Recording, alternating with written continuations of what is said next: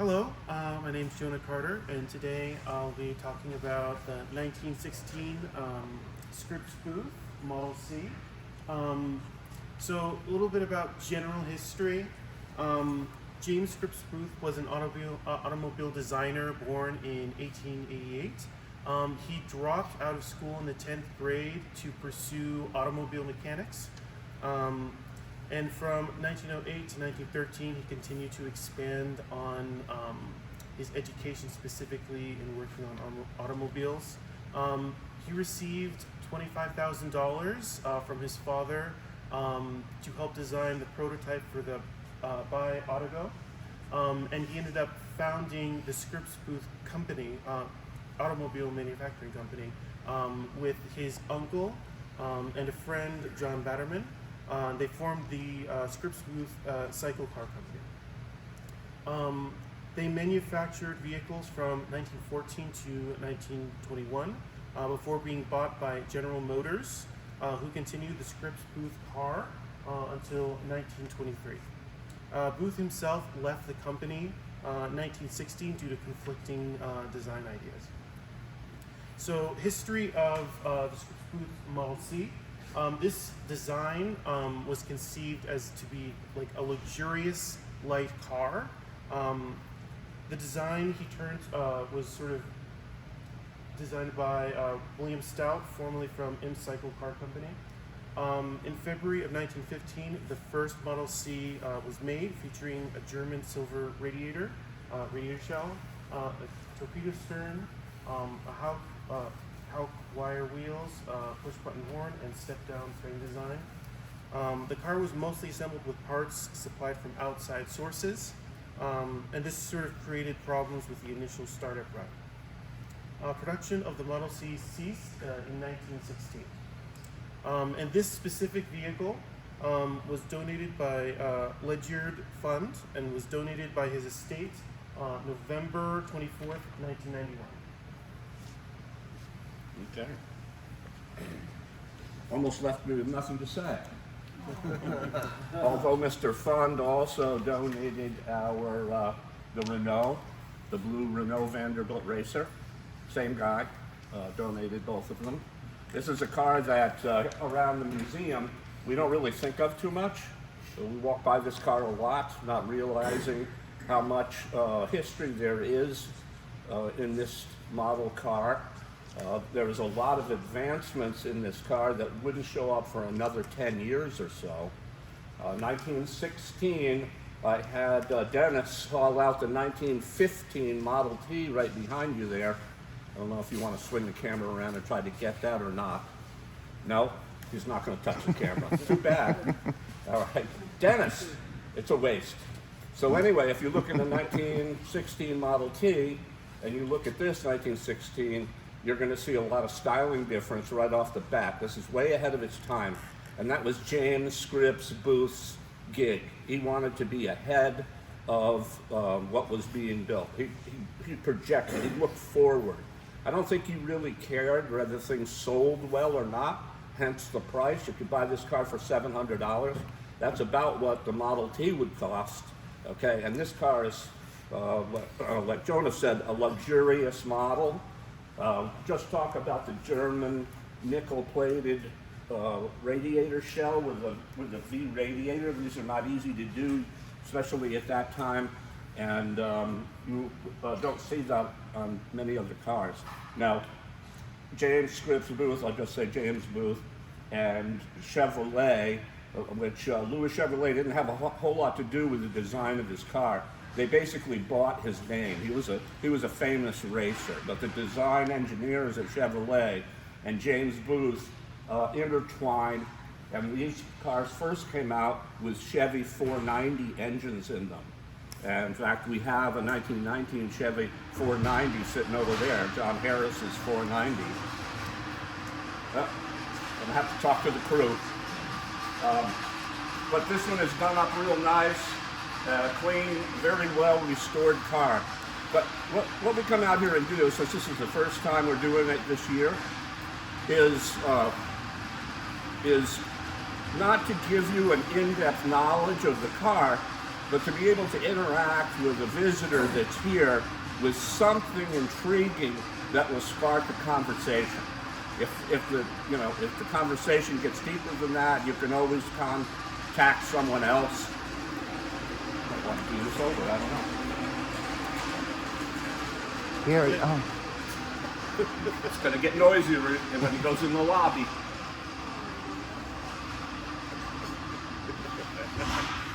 It's a working museum. It's a working museum. All right, we'll work out. Oh, you got me back in the street? Yep. Okay. Some of the features on this car that you don't see in 1916 regularly. This is the first production car, American production car, with the horn button in the center of the steering wheel. All right. That's the first production car for that. And I've already mentioned the radiator.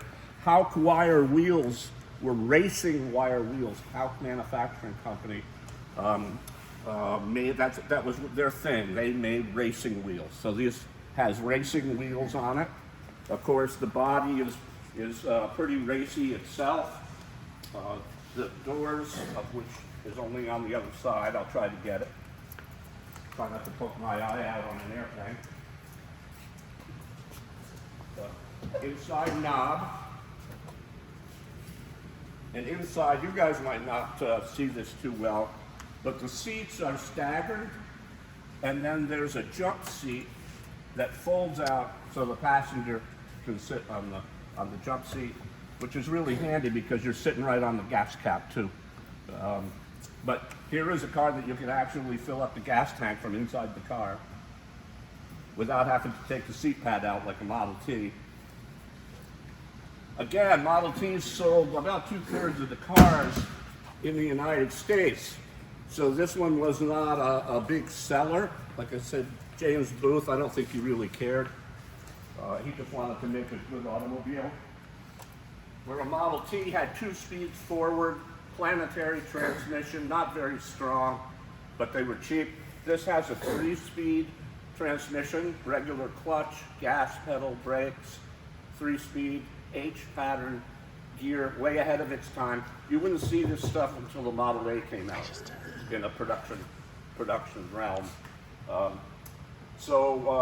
else was I gonna? If you take a look at the interior after the talk, you can see that it's pleated. The interior is pleated. Very fancy car. You know, Jonah said luxurious. You'll see luxury in this car. Another mechanical thing about this car is it was electric start, 1916. Henry Ford didn't come out with electric start on his production cars until 1919. So there you are, 3 years before Henry finally woke up and said the public needs electric start. Even the electric starter is high tech on this, in that it's a starter generator. The starter is also the generator, all in the same unit. And it's always spinning, and it spins off a silent chain. So it's way ahead of its time. And it's a quiet starter because of that.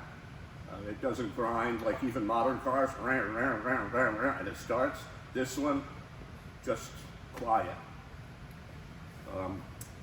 What else was I going to say about it? Oh, James Scripps-Booth. Jonah mentioned the Buy Auto Go. That was a company that was going on at the same time. It was a James Booth company, and that was a 2-wheeled V8 motorcycle with the V8 in line. If you look up online, do a Wikipedia search, I see guys here nodding their head. It was here for, I don't know, many years. Sat right over where the World War I display is now. We had it for a long time. It came from the Detroit Historical Society. They finally wanted it back. They wanted to put it on the 2nd floor of the library there, and we told them what it weighed, and they decided against it. So yeah, that particular vehicle, of which there was only one, was here for a while on loan. For a while we had a thing going on with Detroit Automobile Society, lending cars and borrowing cars. So anyway, this was ahead of its time, and I said that it is kind of overlooked on the collection because nothing on it really stands out until you start picking apart these little items and you say, well, that's pretty cool. you start thinking, gee, in 1916, right? That was another little tidbit, is that James Booth did not like using Chevy 490 engines. So in 1916, I believe, about midway through production, he stopped using the Chevy 490 engine and started using an engine of his own design. So this, I didn't do the research enough to know where in the production run in 1916 it is, but it had to be in the first half because of the Chevy 490. And electric legs, et cetera, et cetera. Any questions? How about brakes? Brakes are rear wheel drum.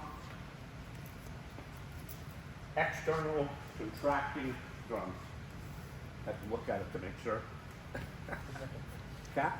Because it's so plush and small and lightweight, did a lot of women have this car, drive this car? That I can't answer. Uh-huh. I would imagine this would, because of the electric start Yeah. and all of that, that could very well be true. I kind of envision this car to be somewhat of a Hollywood, Yeah. you know, somebody that wanted some style and class. You've driven this car. It's pretty tiny in there. It is, yeah. I remember teaching you how to operate this car. And it runs great. If we weren't in the middle of a collection, I'm sure it would fire right up. Yeah, it's a cutie. It's really a neat little car. We're lucky to have it. In all of my travels in the antique car world, I have never come across another one. That doesn't mean there are none out there. There are Scripps-Booth Model Cs out there, but they're not so plentiful that you just trip over them like Model Ts. Yeah. Where was Scripps-Booth from? Jonah knew that, didn't you say? Yes, it was donated by Ledyard Fund. 19. Yeah, but I think you're talking about... I mean, where the inventor... Where was the inventor from? I don't know that. I know the car was built in Detroit. It's a Detroit car. Okay, Yeah, but I don't know where Scripps-Booth was from. okay. Yeah. Yeah. The donor, I believe that the donor that donated this also donated the Renault and had restored that. Part way. We'll probably do a good talk on that Renault. Yeah. At some point in time. There's a lot of history in that Vanderbilt racer Renault. And Mr. Fund, whom I met, he donated it here, but it wasn't complete. It showed up here in pieces. And we put it together. And then 30 years later, we finally decided to get it running, and it went out to Steve Litton to get running, and now it's back in running condition. Had there been any restoration work on this? Not so, it came here just like this. Oh wow. Yeah. Yep. Yeah, Mr. Fund, he was here back when, I think 2 directors ago, and talked about it, but I'm pretty sure he's passed away now. Yeah. Nice guy. What's in the boot or the trunk? What's in the trunk? Right now? I don't know. This is dangerous. Where is it? Can't get it open.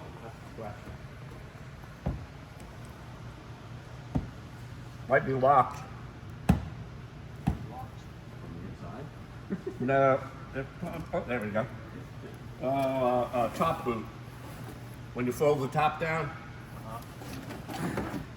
put the boot on it. What else? That's it. That's it. You never know what you're going to find in the trunk of one of these collection cars. They show up, they go on the floor, we get them running, we take a look, it's closed, and then decades go by before we ever look again. Anything else? Jonah had mentioned something about a low frame or something, low slung frame or something. Yeah, again, you're ahead of the, it's ahead of its time. Mm-hmm. And the frames were made by like Studebaker or something like that. And I could be wrong on that. Somebody out there in TV land will say, no, it wasn't, it was something else. But it wasn't James Booth that made the frame.